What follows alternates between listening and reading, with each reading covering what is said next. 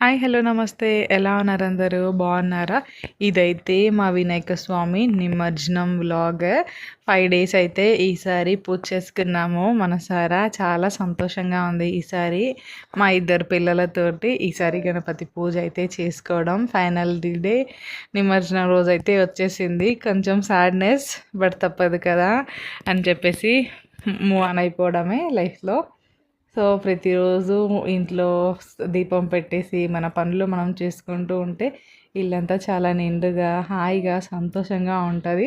నాకైతే వినాయక స్వామి 5 డేస్ అయితే ఎంత బాగా అనిపిచ్చిందో, బట్ స్టిల్ ఈ డే కొంచెం సాడ్‌నెస్. చూస్తే ఆ ప్లేస్ అంతా ఖాళీగా ఉన్నట్టు ఒక బెంగ. బట్ ఈసారి నిమజ్జనం అయితే చాలా బాగా అయింది. అసలు ప్లాన్ చేసుకున్నాము ఆఫ్టర్‌నూన్ తర్వాత అని, కానీ ఫుల్లు వర్షము. బట్ ఫైనల్‌గా అయితే ఆ చినుకులు, చినుకులు వర్షంలో ఎళ్లి అయితే నిమజ్జనం చేసొచ్చాము. ఫ్యామిలీ అంతా వెళ్ళి, మనం పెద్ద పెద్ద వినాయకుడి దగ్గరికి ఎళ్ళేసి ఇదంతా చేసుకోవడం కంటే, ఇంట్లో ఒక బుజ్జి గణపతిని మన చేతులతో మనం తయారు చేసుకొని, మన పిల్లలతోటి మనము చాలా సంతోషంగా చేసుకోవచ్చనైతే నాకు అర్థమైంది ఈసారి. ఇంతకుముందు నేను తీసుకొచ్చిన 2 టైమ్స్ రెడీమేడ్ వినాయకుడిని తీసుకొచ్చా కాబట్టి, అందులో ఒక తృప్తి ఉండేది. బట్ ఈసారి నేను చేతులతో చేశా కాబట్టి, ఈ ఫీల్ కొంచెం డిఫరెంట్.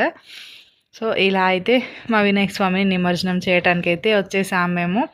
ఆఖరి పూజ ఇక్కడ చేసుకొని నిమజ్జనం అయితే చేసేసాము. నా వీడియో నచ్చితే తప్పక లైక్ చేయండి. Thanks for watching.